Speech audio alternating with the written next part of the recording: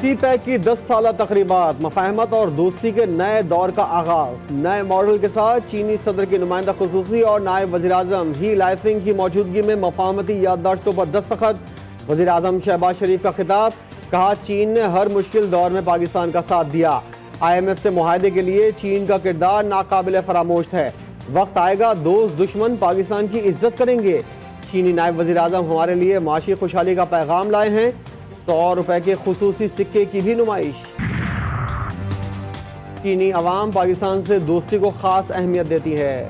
صدر شی جن پنگ سی پیک کی کامیابی کے لیے پاکستانی حکومت کی کوششوں کو قدر کی نگاہ سے دیکھتے ہیں۔ چینی نائب وزیر اعظم کا خطاب، کہا پاک چین دوستی ہر امتحان میں سرخرو رہی۔ دوستی حکومت کے ساتھ عوام کی سطح پر استوار ہے۔ پاک چین دوستی کے لیے نمایاں خدمات کا اعتراف۔ چین کے نائب وزیر اعظم ہی لائفنگ کے لیے ہلال پاکستان کا اعزاز۔ صدر مملکت عارف علوی نے چین کے نائب وزیر اعظم اور صدر شی جن پنگ کے نمائندہ خصوصی کو اعزاز سے نوازا۔ Army chief general Asim Munir سے چین کے نائب وزیر اعظم ہی لائفنگ کی ملاقات۔ دفاعی تعاون میں فروغ پر بات چیت۔ دونوں ممالک کے تعلقات میں گرم جوشی کا خیر مقدم۔ سی پیک سمیت اہم منصوبوں کے لیے سیکورٹی فراہم کرنے پر چین کے نائب وزیر اعظم نے پاک فوج کی پیشہ ورانہ صلاحیتوں کی تعریف کی۔ پاکستان کے معاشی اشاریہ بہتری کی جانب گامزن۔ وزیر خزانہ اسحاق ڈار مطمئن، پاکستانی معیشت بہت جلد مستحکم ہونے کی پیشگوئی۔ نواز شریف نے چینی قیادت کے ساتھ مل کر سی پیک منصوبہ شروع کیا۔ بینک آف چائنا اسلام آباد برانچ کی افتتاحی تقریب سے خطاب، کہا بینک آف چائنا اور پاکستان کا تعاون جاری رہے گا۔ میرے دیس کی مٹی سونا اگلے ہیرے موتی، معدنیات سے مالا مال، مٹی سے روزگار کا انقلاب لانے کا اعلان۔ وزیر مملکت مصدق ملک کہتے ہیں پاکستان معدنیات سے مالا مال ہے۔ 6.1 ٹریلین ڈالر کی معدنیات سے غریب عوام کو سب سے زیادہ فائدہ ہوگا۔ نئی سرمائی کے لیے شرح سود 22% پر برقرار رکھنے کا اعلان۔ گورنر اسٹیٹ بینک کی پریس کانفرنس، اگلے سال شرح نمو 2 سے 3% تک رہنے کا امکان۔ مہنگائی میں بھی نمایاں کمی ہوئی، معاشی اشاریوں میں بہتری کی خوشخبری، کہا امپورٹ کا معاملہ صارف اور بینک کے درمیان ہے، مہنگائی میں مزید 5 سے 7% تک کمی ہوگی۔ توشہ خانہ کیس میں چیئرمین تحریک انصاف کی تاخیری حربے، اختیارات کے ناجائز استعمال کے کیس میں انصاف کی فراہمی میں مسلسل رکاوٹ۔ بطور وزیر اعظم تحائف کی غیر قانونی طریقے سے کم قیمت لگوائی اور پھر زیادہ قیمت پر بیچنے کا الزام۔ وکیل بھی کیس میں مستقل تاخیری حربے استعمال کرتے رہے۔ 26 جولائی کو سوال نامہ فراہم کیے جانے کے باوجود چیئرمین تحریک انصاف ذاتی حاضری سے استثناء کے حصول میں مصروف۔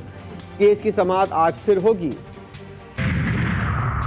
نگراں وزیر اعظم کے لیے امیدوار کو مسترد کرنے کی اطلاعات غلط ہیں۔ وفاقی وزیر اطلاعات مریم اورنگزیب نے خبروں کی تردید کر دی، کہا تمام قیاس آرائیوں کے برعکس وزیر اعظم شہباز شریف نے ابھی تک نگراں وزیر اعظم کے لیے کسی کو منتخب یا مسترد نہیں کیا۔